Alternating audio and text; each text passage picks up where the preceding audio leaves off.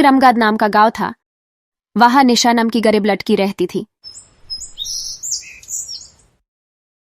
उसके माँ बाप नहीं थे, वह अकेली रहती थी।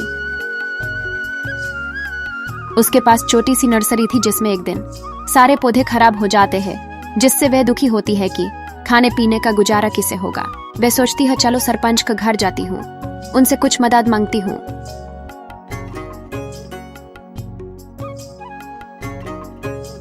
वह सरपंच के घर जाती है। वहां सरपंच की पत्नी मिलती है, वह उस खाना खिलाती है। सरपंच घर पर नहीं होता, इसलिए वह खाना खाकर घर वापस आ जाती है और लेट जाती है। वह सोचने लगती है कि भगवान ने मेरे साथ ऐसा क्यों किया, और ये सोचते हुए सो जाती है। और सुबह उठती है, घर की साफ सफाई करती है, पूजा करती है।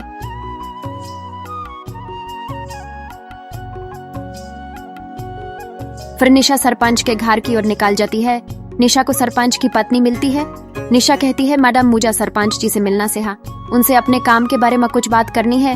लेकिन सरपंच की पत्नी को गुस्सा आ जाता है।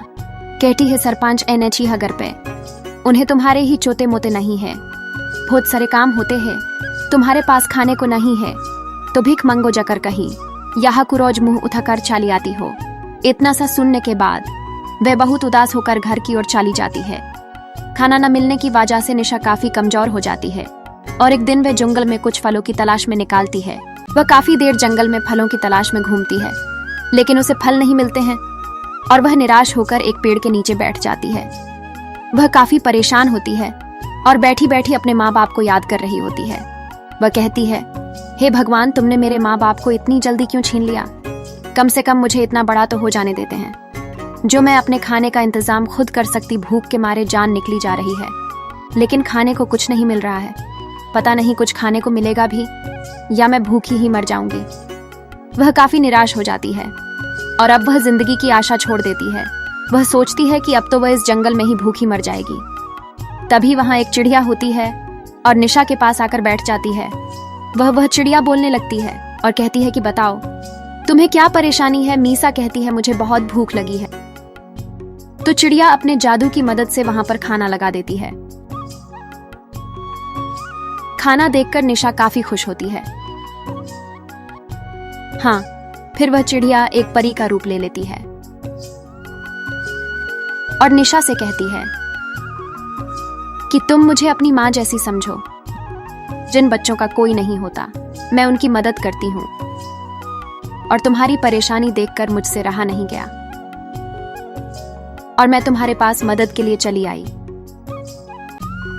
अब तुम्हें परेशान होने की जरूरत नहीं है, मैं तुम्हारे साथ हूं, तुम्हें कोई दिक्कत नहीं आने दूंगी। और वह अपने जादू की मदद से निशा की कमजोर हालत को ठीक करती है। उन्होंने ऐसा पहले से काफी अच्छा महसूस करती है। फिर परी निशा को वन जादुई लहंगा देती है।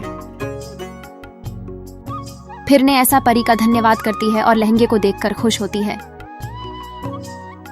एक पल को वह सोचने लगती है कि यह है कोई सपना तो नहीं है। फिर निशा जैसे ही वह जादुई लहंगा पहनती है, वह जादुई लहंगा पहनते ही काफी सुंदर बन जाती है और उसके पास काफी सारे खाने की वस्तुएं आ जाती हैं।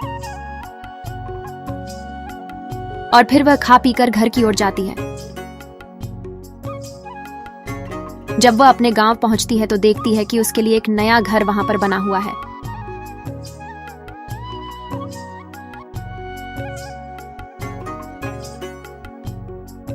और लोग निशा की काफी चर्चा कर रहे हैं। तो दोस्त, तो इस प्रकार निशा वन हंसी खुशी जीवन व्यतीत करने लगती है। तो दोस्त, तो यह थी आज की हमारी कहानी। कैसी लगी आपको? वीडियो को लाइक करें और कमेंट करके जरूर बताएं कैसी लगी कहानी।